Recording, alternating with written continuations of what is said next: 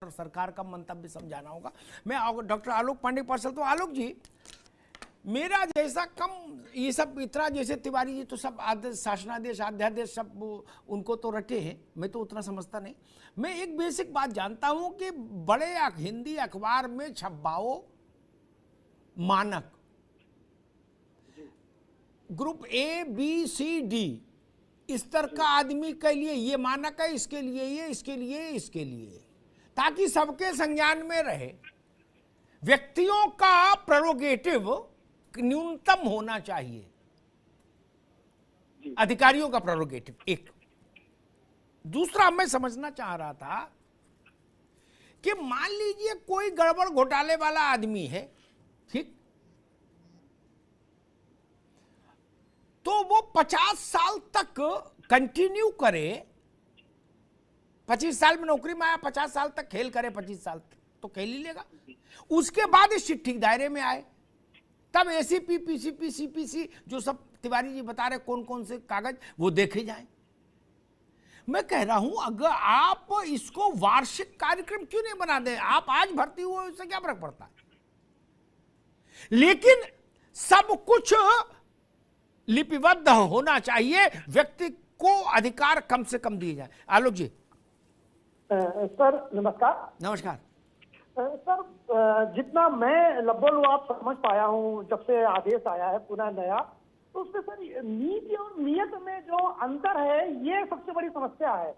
सरकार जो लेकर के आ रही कोई पहली बार नहीं, जैसा कि सबने बताया है, लेकिन हर बार उसकी नियति पर प्रश्न उठता है जी। नियत तो सरकार की नियत है, इसको लेकर डर लगता है साहब जी, क्योंकि प्रश्न उठता है कि मैंने जितने कहते हैं सर अब्दुल रज्जाक वही फंसते हैं, यानी यहाँ पर अब्दुल रज्जाक छोटे कर्मचारी हैं, अगर वो लौकी की चोरी कर ले तो बर्खास्त हो जाएंगे, और कोई सर डायमंड की चोरी करे तो उसको सब बचाने में लग जाते हैं। ये पूरा भारत जानता है कि जो अपर क्लास की ब्यूरोक्रेसी है वो कितनी करप्ट है, सब जानते हैं सर। अगर सरकार केवल सबकी ज्वाइनिंग के पहले की और बाद की कमाई का अंतर कर ले तो 70% से ज्यादा ब्यूरोक्रेट सर, मैं दावे के साथ कह सकता हूं, आपको करप्ट मिलेंगे जी। सरकार उनके ऊपर हाथ नहीं डालती है, केवल गरीब आदमी को ही पकड़ेगी सर। सर मुझे समझ में नहीं आता, बार बार वो सरकार छोटे कर्मचारियों को दबाती है बार बार, ये बात ठीक नहीं है सर, और सरकार को ये नहीं करना चाहिए, पहला। और दूसरा, अगर करना चाहिए तो सर वही बात, चपरासी से लेकर के मुख्य सचिव तक सब जिम्मेदार हो, करप्शन ऊपर से नीचे तक आता है साहब, चपरासी से मुख्य सचिव तक नहीं जाता है, मुख्य सचिव से करप्शन चलता है और फिर चपरासी तक आता है।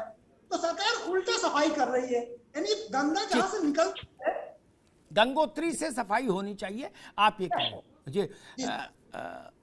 ओपी सिंह जी, बाकी आपने सबको सुनाई, जैसा होता है चाय बिस्कुट, कोई आदमी आ गया, नेता आ गया तो उसके लिए ठंडा कोको कोला वगैरह मंगाना, किसी के यहाँ सिलेंडर पहुंचाना, किसी के यहाँ गुलदस्ता पहुंचाना, और जो तमाम खर्चे पानी सब, तो वही इकट्ठा करता, वही फिर डिस्पर्स वहीं से होता है। हर थाने में ऐसी व्यवस्था है। इसकी आलोक जी, इसके लिए एसीपी, पीसीपी, सीपीसी करने की जरूरत है क्या? किस थाने में ऐसी व्यवस्था नहीं है कि नेताजी ने फोन किया, अरे भाई सुनो 2 सिलेंडर भेजो, बोले भेजा साहब, तो सिलेंडर कहां से आएंगे? थाने में तो सिलेंडर पैदा होता नहीं। तो एक इंतजामिया रहता है, तब कैसे होगा सुधार? आलोक जी। सर आपने देखा होगा, भी डीजीपी साहब ने भी कहा कि ये काम होना चाहिए, उनकी आवाज थोड़ी दब गई सर।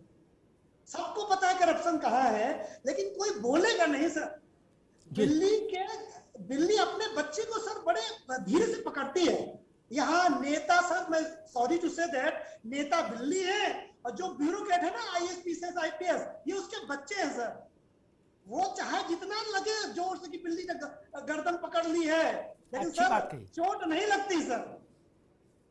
हाँ, देखने वालों को लगता है कि बच्चा घायल हो जाएगा, लेकिन बच्चा घायल नहीं होता। हाँ, नहीं होता सर, ठीक कही सर। मेरा मानना है कि सरकार जिस दिन नियत तय कर ले कि हमें करप्शन को खत्म करना, तो सर 2 फायदे होंगे। पहला फायदा, करप्शन कम होगा, जिससे देश में गरीबी और लॉ एंड ऑर्डर अच्छा मेंटेन होगा। और दूसरा, भाजपा सरकार को नई नौकरियां नहीं निकालनी पड़ेगी सर।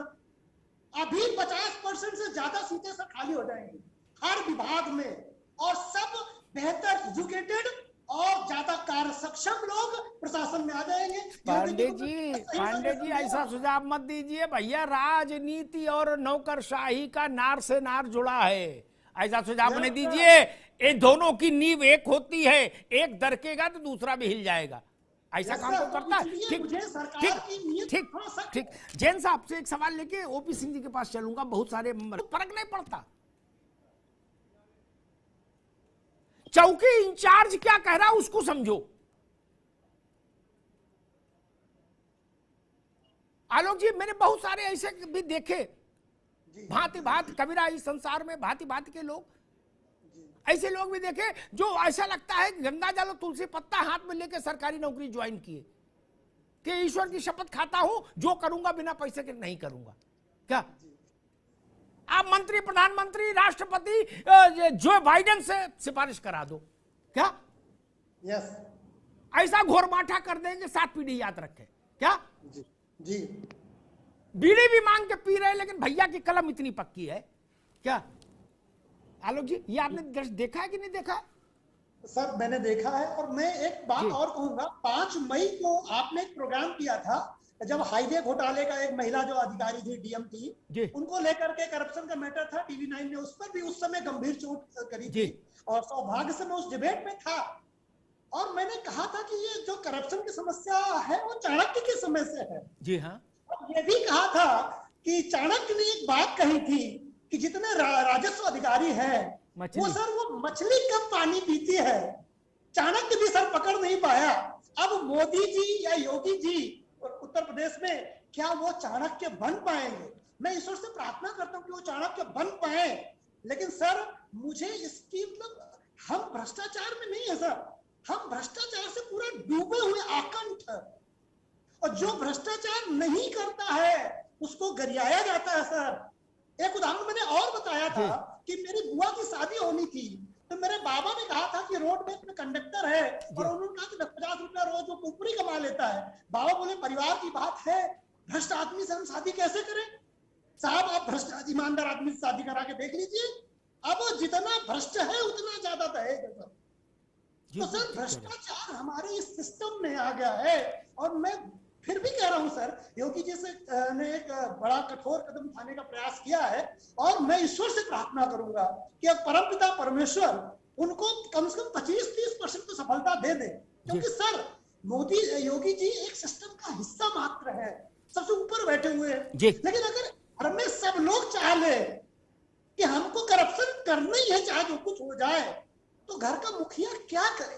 कुछ नहीं। तिवारी जी, एक और मासूम सवाल है